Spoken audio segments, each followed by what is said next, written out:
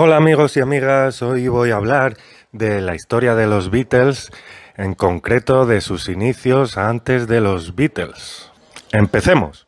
En 1956, John Lennon, de 16 años, influido fuertemente por el estallido mundial del rock and roll, creó el grupo de estilo skiffle con el nombre de The Quarrymen, junto con algunos compañeros del colegio.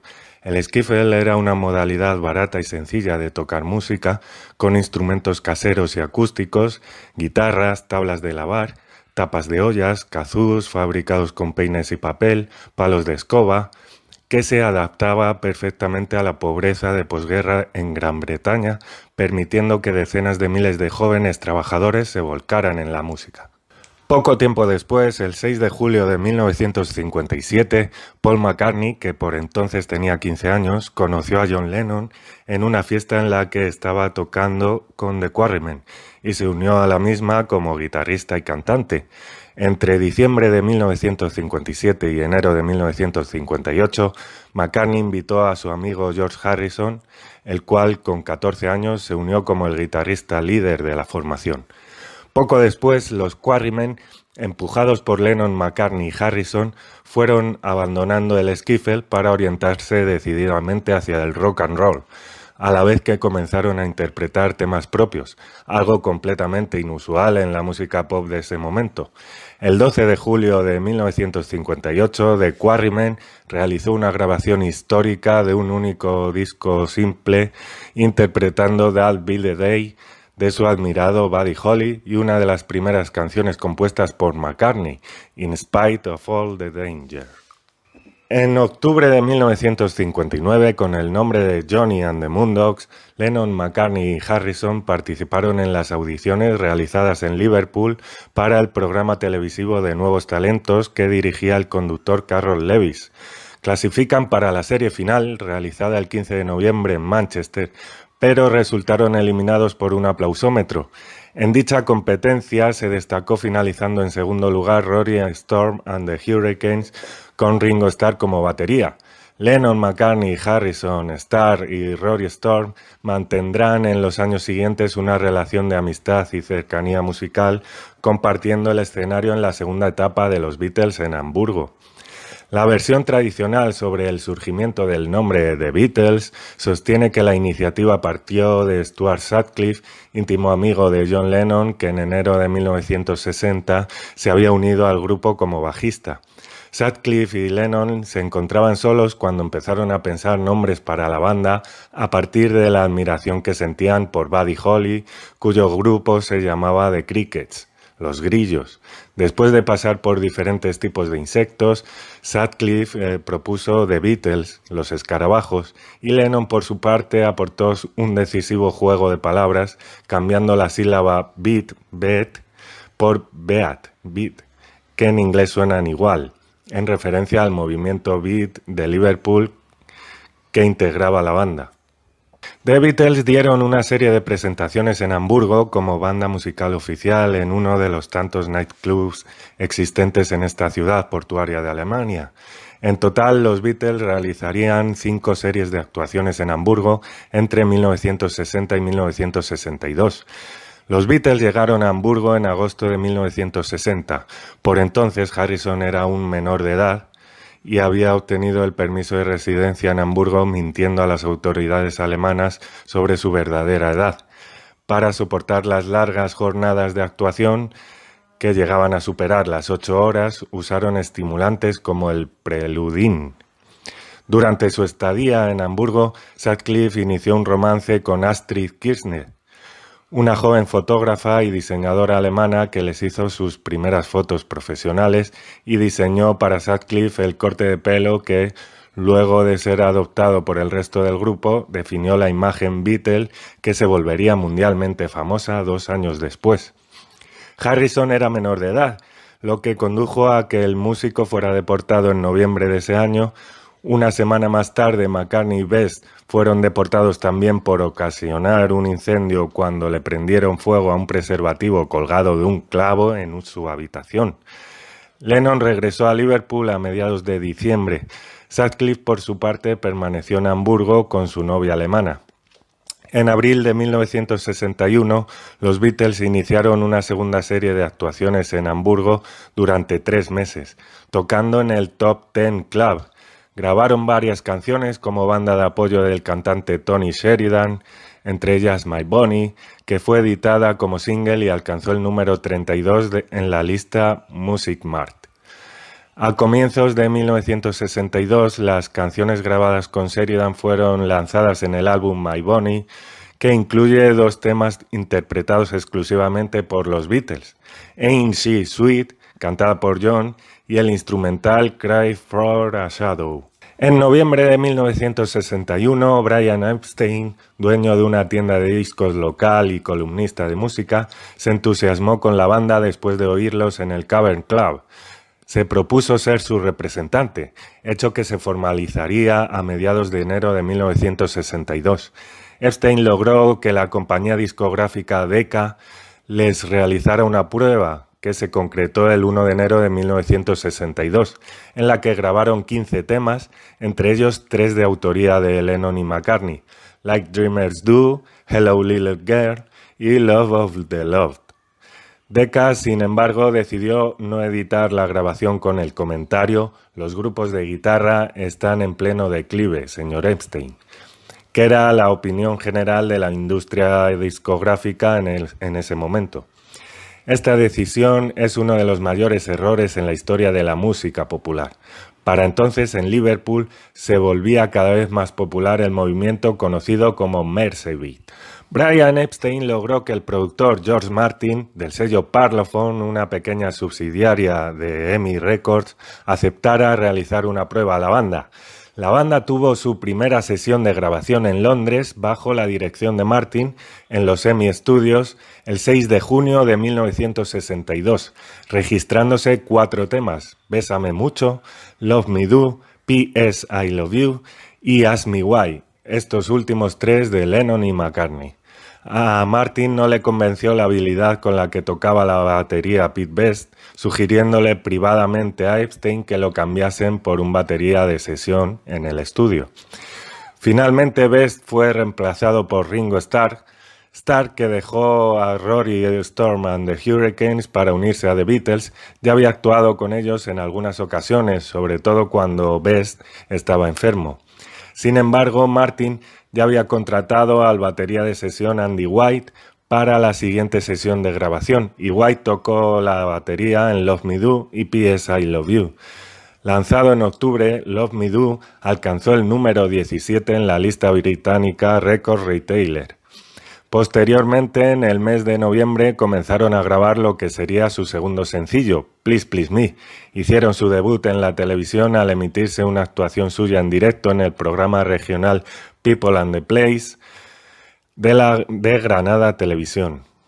Después del moderado éxito de Love Me Do, Please Please Me recibió una acogida más enfática, alcanzando el número 2 en enero de 1963. Martin originalmente tenía previsto grabar el disco debut de The Beatles en vivo en el Cavern Club. Finalmente esta idea fue cambiada y se eligió crear un álbum en una sola sesión en los EMI Studios.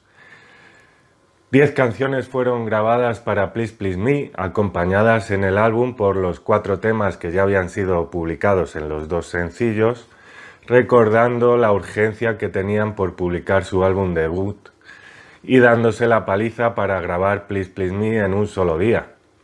Un crítico comentaba: décadas después de su lanzamiento, el álbum todavía suena fresco, precisamente a causa de su origen tan intenso.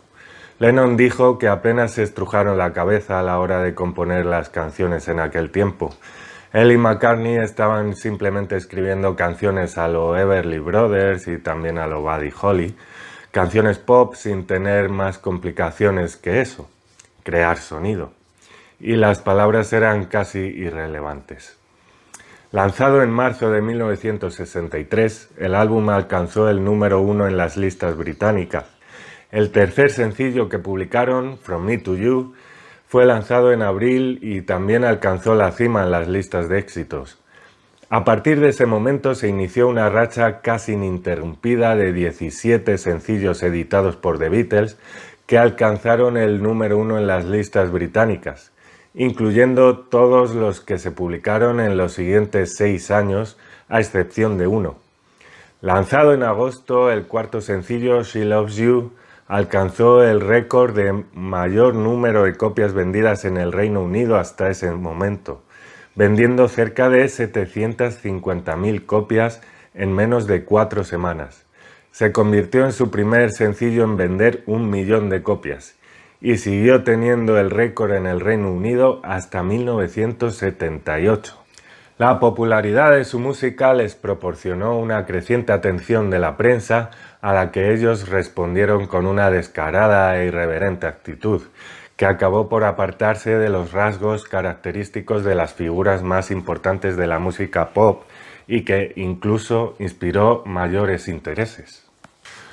Durante la primera mitad del año llevaron a cabo 3 giras en el Reino Unido. A medida que su popularidad se extendió, apareció una locura desenfrenada hacia ellos que se llamó Beatlemanía.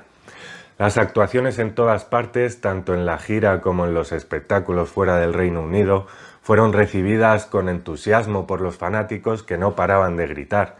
La policía se vio obligada a usar agua a alta presión con mangueras para poder controlar a las multitudes. Y hubo debates en el Parlamento sobre los miles de policías que ponían en riesgo sus vidas para protegerlos. A finales de octubre, una gira de 5 días por Suecia se convirtió en la primera visita que hicieron al extranjero desde sus días en Hamburgo. De regreso a Reino Unido, fueron recibidos en el aeropuerto de Heathrow bajo una intensa lluvia por miles de fanáticos. Además, asistieron 50 periodistas y fotógrafos y un equipo de cámaras de la televisión de la BBC. Al día siguiente, The Beatles comenzaron otra gira por el Reino Unido prevista para 6 semanas. Please Please Me estaba todavía en lo más alto de las listas, se mantuvo en esa posición durante 30 semanas, solo para ser desplazado por With the Beatles, que se colocó en el primer lugar durante 21 semanas. Haciendo mayor uso de las técnicas de producción que usaron en el LP predecesor, el álbum fue grabado entre julio y octubre. With the Beatles contiene Don't Bother Me, el debut de George Harrison como autor. Además nos encontramos a un inspiradísimo Lennon en joyas como It Won't Be Long, All I Gotta Do o Not a Second Time, con un piano interpretado por el productor George Martin. Y a un McCartney que, aunque en menor cantidad, ya empezaba a demostrar sus cualidades como compositor en la primorosa melodía de All My Lovin', tema dedicado a su novia Jane Asher, y en la efervescente Hold Me Tight. En un cambio de lo que hasta ese entonces había sido la práctica habitual, el álbum fue lanzado a fines de noviembre, antes del inminente sencillo I Wanna Hold Your Hand, excluyendo a esta canción con el fin de maximizar las ventas del sencillo. Este se convirtió en el segundo álbum de la historia del Reino Unido en vender 1 millón de copias. La portada es una de las más famosas y se ha copiado muchas veces. En Estados Unidos el éxito les llegó cuando se emitió un reportaje sobre la Beatlemanía británica, provocando gran aclamación entre el público norteamericano, lo que llevó a Capitol a lanzar I Wanna Hold Your Hand en diciembre de 1963, que se convirtió en su primer número 1 allí, vendiendo 2,6 millones en 2 semanas. El primer viaje que realizaron a Estados Unidos estaba preparado para unas semanas después. Al llegar al aeropuerto internacional John Fitzgerald Kennedy, fueron recibidos por una multitud de 3.000 personas. Su primera aparición estadounidense la llevaron a cabo en el programa de Ed Sullivan el 9 de febrero de 1964, siendo vistos por aproximadamente 74 millones de espectadores, casi la mitad de la población del país por entonces. Un día después de su presentación debut en Estados Unidos, por primera vez la Beatlemanía se hizo ver en el Washington Coliseum. De vuelta a Nueva York, el día siguiente se presentaron con otra gran acogida en el Carnegie Hall. Después de una semana aparecieron en el Ed Sullivan por segunda vez, antes de regresar al Reino Unido el 22 de febrero. Durante la semana del 4 de abril habían logrado situar 12 de sus canciones en el Billboard Hot 100 incluyendo los 5 primeros lugares. Esa misma semana, un tercer LP estadounidense se unió a los otros 2 que ya estaban en circulación. Los 3 llegaron a los primeros lugares en la lista estadounidense de álbumes. El éxito que habían obtenido en los Estados Unidos provocó la denominada invasión británica, la llegada de una serie de nuevas formaciones musicales británicas que lograron ser populares en Estados Unidos después de la llegada de The Beatles. En junio de 1964 realizaron una gira internacional durante la cual la banda actuó en 32 conciertos en solo 19 días. Los lugares de actuación fueron en Dinamarca, Hong Kong, Australia y Nueva Zelanda, y en todos ellos fueron recibidos con gran entusiasmo. Ringo Starr se encontró hospitalizado después de una amigdalectomía durante la primera mitad de la gira, y Jimmy Nicol fue el encargado de tocar la batería durante su ausencia. En agosto volvieron a visitar Estados Unidos con una gira de 30 conciertos en 23 ciudades.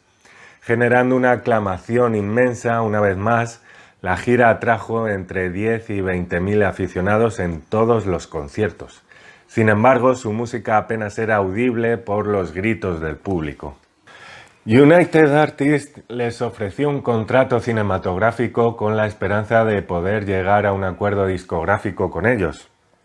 Dirigida por Richard Lester, A Hard Day's Night los involucró durante un periodo de 3 semanas entre marzo y abril de 1964 para el rodaje de la película. Fue un éxito internacional y muy bien recibida por la crítica cinematográfica, convirtiéndose en una de las películas más célebres de la historia en su género. La banda sonora de la película, el álbum A Hard Day's Night, contiene dinámicas piezas pop como la homónima y revoltosa A Hard Day's Night, I Should Have Known Better, en la que destaca la armónica de John, Tell Me Why, estupendo tema con una factura vocal que incluye falsetes a 3 voces, o la rítmica Anytime at All, jubilosa pieza proto-power pop. El sabor country de I'll Cry Instead, la balada If I Fell y la primorosa I'll Be Back muestran el admirable sentido de la armonía y la melodía de los Fab Four. Lennon regala a George Harrison el tema I'm Happy Just to Dance With You, otra gran pieza pop. McCartney nos lega 3 magníficas canciones, la cálida ligereza romántica de And I Love Her, el rock and roll estilo Little Richard de Can't Buy Me Love y el delicioso pop de Things We Said Today.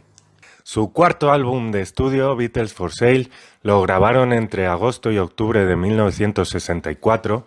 Se tuvo la intención de continuar con el formato establecido en A Hard Day's Night, que a diferencia de los primeros 2 LPs, este incluía únicamente composiciones originales de ellos.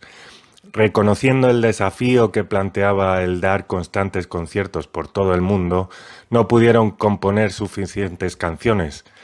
Finalmente fueron incluidas 6 versiones en su nuevo álbum de estudio. Lanzado a principios de diciembre, sus 8 canciones originales destacaron por la creciente madurez que mostraba el material producido por la asociación Lennon-McCartney. En abril de 1965, estando Lennon y Harrison cenando en casa de su dentista, consumieron LSD. Posteriormente, ambos músicos experimentaron deliberadamente con esta droga, uniéndose a ellos Starr en una ocasión.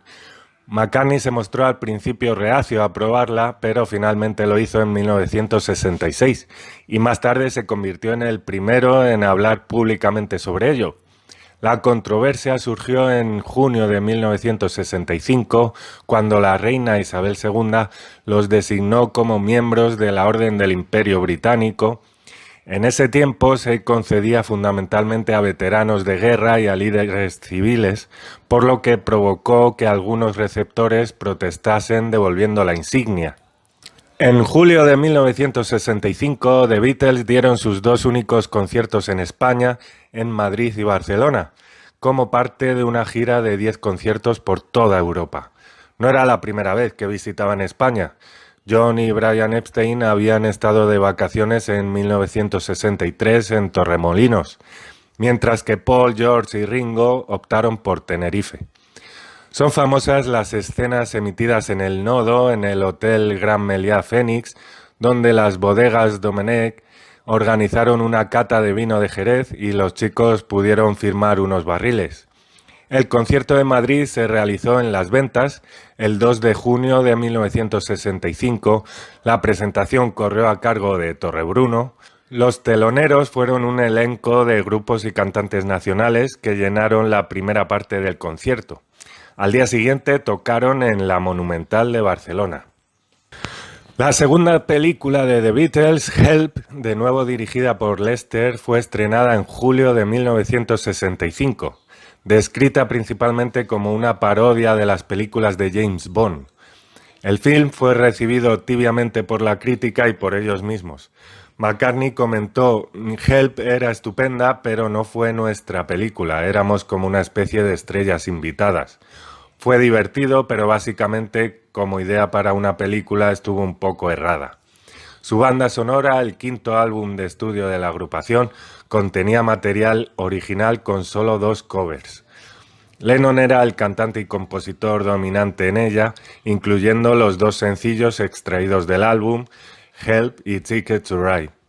En Help, John Lennon brilla en la canción que da título al disco, un juguetón tema de infeccioso estribillo con depresiva lírica. En la dilaniana You've Got to Hide Your Love Away, con mensaje subliminal para el manager Brian Epstein, enamorado de Lennon.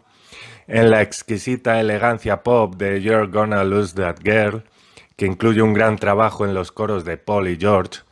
En la extraordinaria ejecución de Ticket to Ride y en la magnífica balada romántica It's Only Love. McCartney escribe varias piezas que demuestran su talla como autor melódico, entre ellas Another Girl y la jubilosa The Night Before, que cuenta con la inclusión de un piano eléctrico, al igual que hace en Tell Me What You See. Recoge influencias folk y country en I've Just Seen a Face y deja para la historia una de las mejores composiciones de la música moderna, la melancólica Yesterday, que en principio iba a llevar por título Scrambled Eggs y en la que solamente participa Paul a la voz solista y guitarra acústica, acompañado por un cuarteto de cuerda. Posee el récord de ser la canción más versioneada de la historia de la música. El trabajo se completa con 2 satisfactorias creaciones de George Harrison, You Like Me Too Much y especialmente la pegadiza I Need You. El 15 de agosto, en su tercera visita a Estados Unidos, llevaron a cabo el concierto en el Shea Stadium de Nueva York ante una multitud de 55.600 personas. Otros 9 conciertos le siguieron en otras ciudades de Estados Unidos, también con gran éxito. Hacia el final de la gira, el 27 de agosto de 1965, visitaron a Elvis Presley en su mansión de Bel Air. En la sala de Elvis tocaron y discutieron sobre el negocio de la música e intercambiaron anécdotas personales.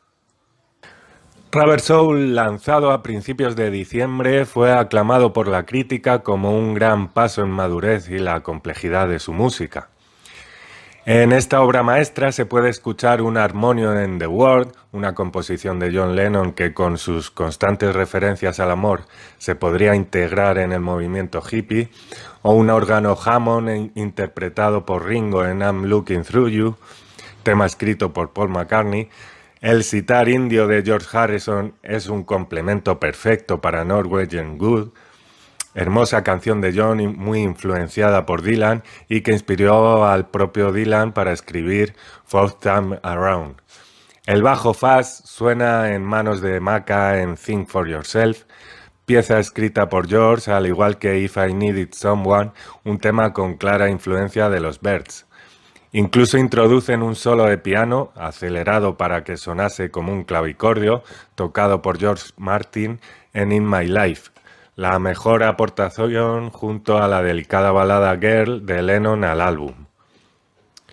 Son dignas de reseñar la estrecha colaboración a la hora de componer entre John y Paul en formidables canciones como Drive My Car y Wait, su admirable conjunción vocal en gloriosas como You Won't See Me, la citada The Word y sobre todo Nowhere Man, la balada con versos en francés incluidos Michelle de McCartney, la estupenda y socarrona Run for Your Life y una curiosidad, What Goes On, simpática pieza de aromas country firmada por Lennon, McCartney y Starr y cantada por este último, gran amante del citado género.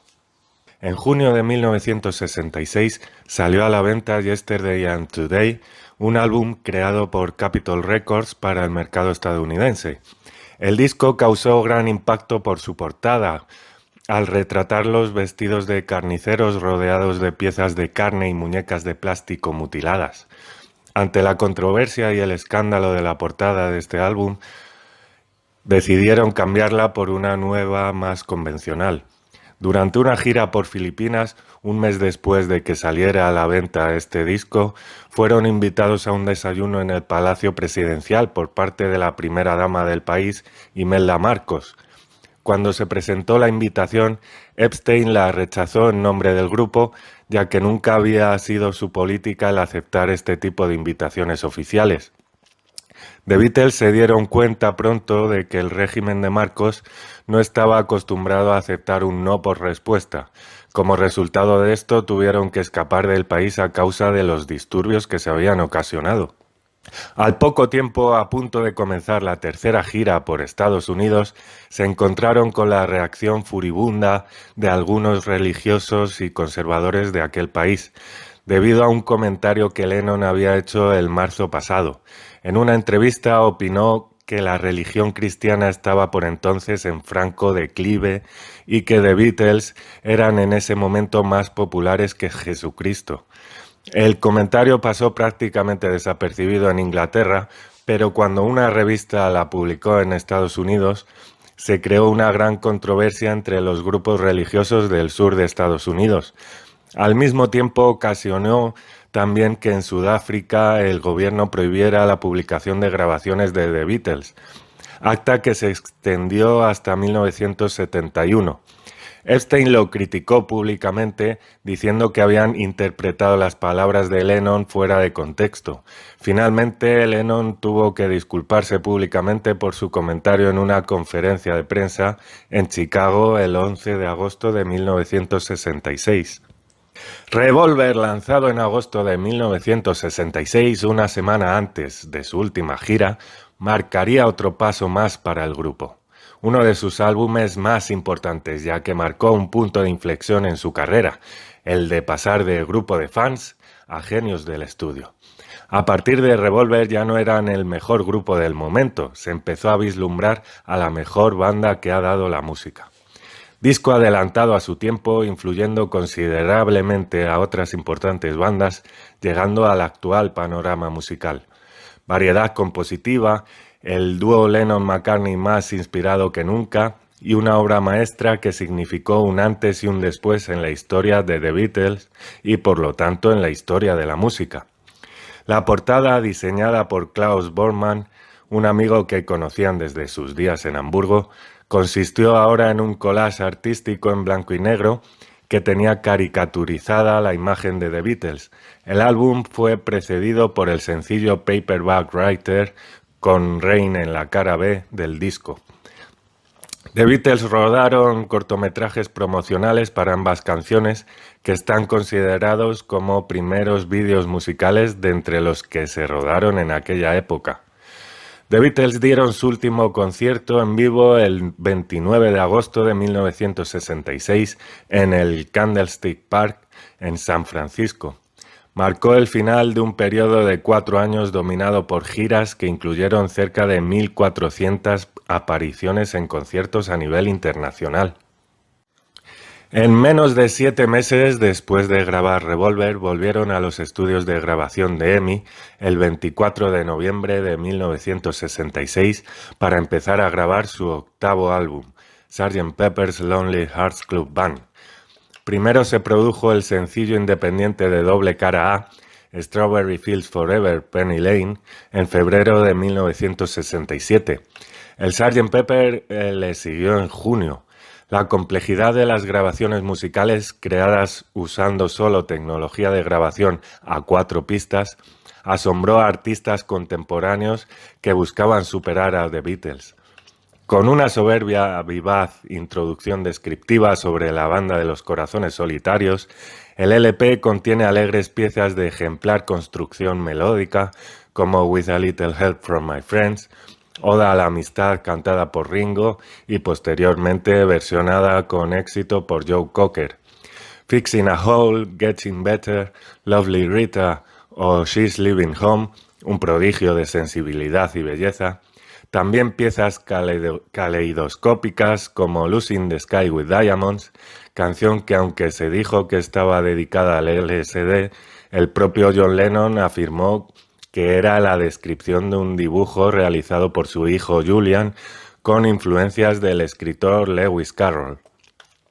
Ambientes circenses en Being for the Benefit of Mr. Kite, la pieza hindú escrita por George Harrison, Within You, Without You, amaneceres granjeros en Good Morning, irónicas reflexiones sobre el amor eterno adornadas por elegantes clarinetes en la cabaretera When I'm 64, o imaginerías fragmentadas que abordan la condición humana, la fugacidad vital, el éxito y el poder de A Day in the Life. Un corte maestro, protoprogresivo, de extrema complicación que ejemplifica bien el poderío de elaboración y ejecución de un disco esencial en el que participaron más de 70 músicos, entre ellos George Martin, quien aportó además de su sabiduría en la producción, a algunos pasajes de teclados. El 25 de junio interpretaron su nuevo sencillo All You Need Is Love para los televidentes de todo el mundo a través de Our World, el primer programa transmitido vía satélite para todo el mundo.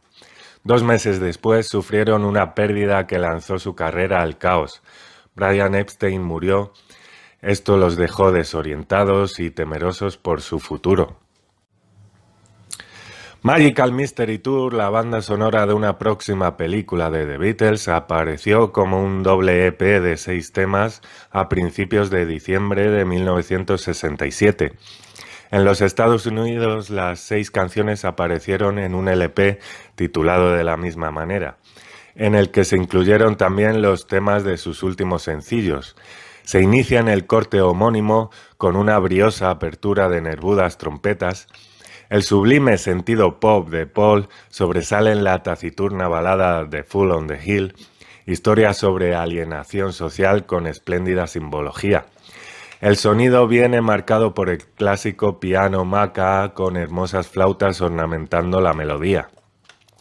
McCartney también brilla con la iterativa You Mother Should Know, corte nostálgico con sonido cabaretero, o con Hello Goodbye, canción de minimalismo lírico, hermosa arquitectura melódica, contagioso sentido del ritmo. Los mejores temas de este magistral trabajo son obra de John Lennon. I Am the Walrus es un hipnótico artificio surrealista de escepticismo vital, poderosa imaginería, exuberante instrumentación. Strawberry Fields Forever, pieza con inolvidable melotron, interpretado por Paul McCartney, en la que la psicodelia de la época alcanza una de sus cumbres.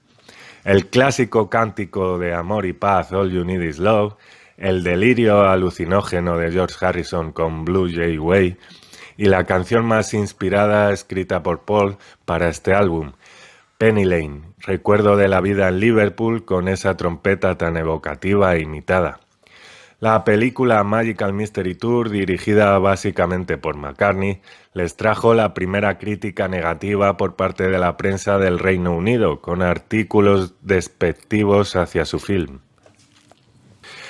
La película animada Yellow Submarine, estrenada en junio de 1968, fue bien recibido por su innovador estilo visual y humorístico, además de su música.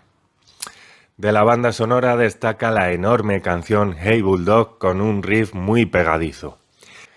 El álbum The Beatles, un doble LP popularmente conocido como el álbum blanco debido a su funda totalmente blanca, en contraposición a las anteriores fundas o cubiertas de estilo pop art, La inspiración creativa para este álbum llegó desde una nueva dirección, cuando faltando la presencia de Epstein, la banda se volvió hacia el Maharishi Mahesh Yogi para hacerlo su gurú.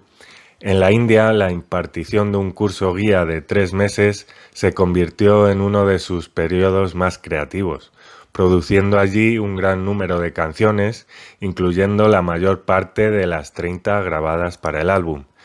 Starr se marchó después de 10 días de estancia allí, comparando aquel lugar con un campamento familiar de verano, y McCartney finalmente se aburrió y se fue un mes después.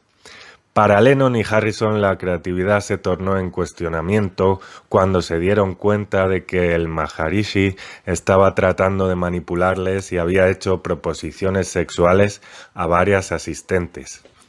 Durante las sesiones de grabación para el álbum, que se extendieron desde fines de mayo hasta mediados de octubre de 1968, las diferencias y los desacuerdos comenzaron a dividirlos.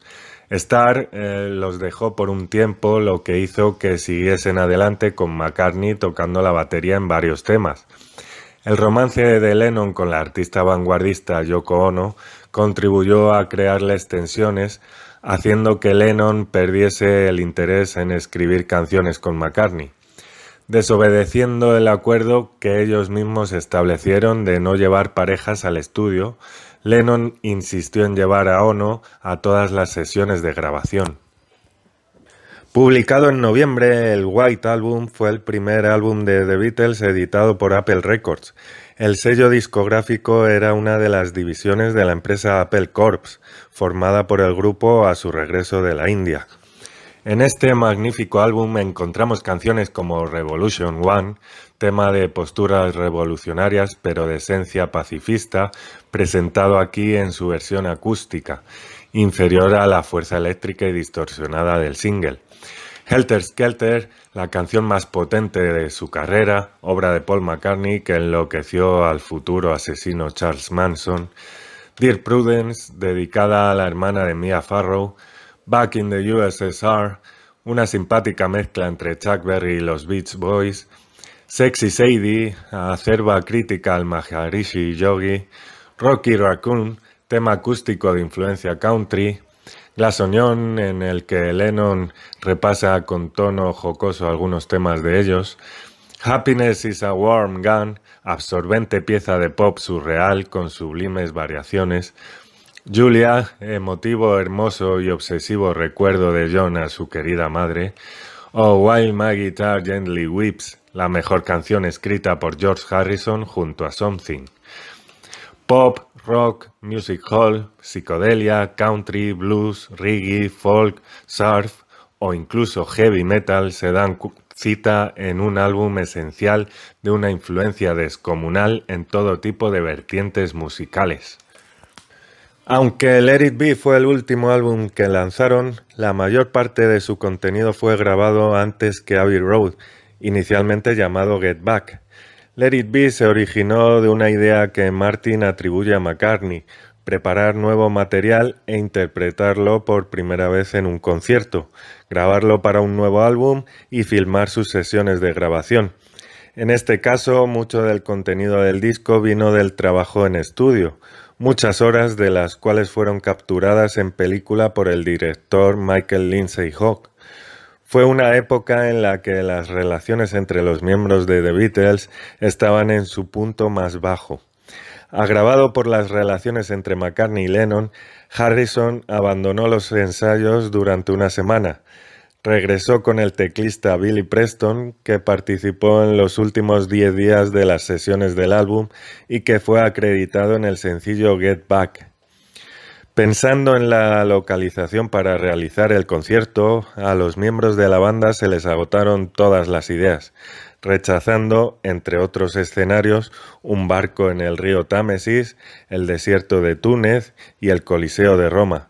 Finalmente, acompañados por Preston, llevaron a cabo y filmaron la actuación en la azotea del edificio de Apple Corps el 30 de enero de 1969.